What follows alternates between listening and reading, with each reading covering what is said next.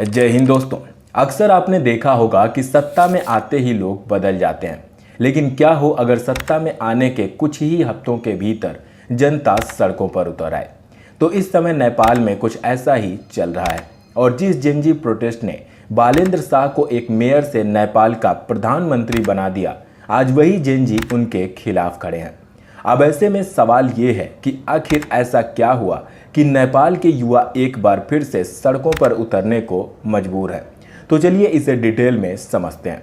तो 27 मार्च 2026 को बालेंद्र शाह नेपाल के प्रधानमंत्री पद की शपथ लेते हैं और सत्ता में आते ही उन्होंने 100 पॉइंट का अपना एक एजेंडा जनता के सामने पेश किया, जिन्हें अगर सही तरीके से इम्प्लीमेंट किया जाता है तो नेपाल की स्थिति काफ़ी बेहतर हो सकती है। और इसी सोच के साथ बालेंद्र शाह ने अपने इस 100 पॉइंट के एजेंडे को जनता के सामने रखा था, ताकि नेपाल के अंदर करप्शन को खत्म किया जा सके और नेपाल की इकोनॉमी, सिक्योरिटी और एजुकेशनल सिस्टम को और बेहतर किया जा सके। लेकिन इसी एजेंडे के एक पॉइंट ने पूरे देश में खलबली मचा दी। दरअसल बालेंद्र शाह ने यह फैसला किया कि अगले 60 दिनों के भीतर सभी एजुकेशनल ऑर्गेनाइजेशन से स्टूडेंट यूनियंस को पूरी तरह से बंद कर दिया जाएगा। बालेंद्र शाह का कहना है कि यूनिवर्सिटीज़ पढ़ाई के लिए हैं, न कि राजनीति के लिए। ऐसे में स्टूडेंट यूनियंस के नाम पर होने वाली हिंसा और पॉलिटिकल कैंपेनिंग को खत्म करना बेहद जरूरी है।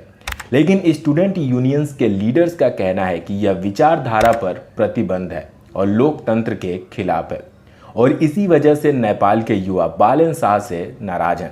लेकिन अगर देखा जाए तो सिर्फ छात्र ही नहीं बल्कि आम जनता भी गुस्से में है, और इसका रीजन है कस्टम ड्यूटी का नियम। यानी कि नेपाल के लोग अगर भारत से 100 नेपाली रुपए से ज़्यादा का कोई भी सामान खरीदते हैं तो उन्हें 5 से 80% तक का टैक्स देना पड़ेगा। अगर हम नेपाली रुपए को इंडियन रुपए में कन्वर्ट करते हैं तो 100 नेपाली रुपया लगभग 62 इंडियन रुपए के बराबर होगा। अब ऐसे में अगर नेपाल के लोग 62 रुपए से ज़्यादा का सामान इंडिया से खरीदते हैं तो उन्हें नेपाली सरकार को एक्स्ट्रा चार्ज देना पड़ेगा।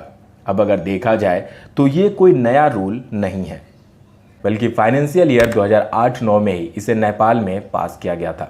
लेकिन कभी इस रूल को सही तरीके से फॉलो नहीं किया गया। लेकिन अब नेपाल की नई सरकार ने इसे सही तरीके से फॉलो करने का फैसला किया है, और वहीं बालेंद्र शाह का कहना है कि ये करना बेहद ज़रूरी है, क्योंकि बॉर्डर के पास रहने वाले ज़्यादातर नेपाली लोग भारत से ही सामान खरीदते हैं, और वहीं भारतीय लोग भी नेपाल से सामान खरीदते या फिर बेचते हैं, जिसकी वजह से नेपाल के जो लोकल व्यापारी हैं उनके लिए भारतीय व्यापारियों के सामने कम्पीट कर पाना मुश्किल हो जाता है।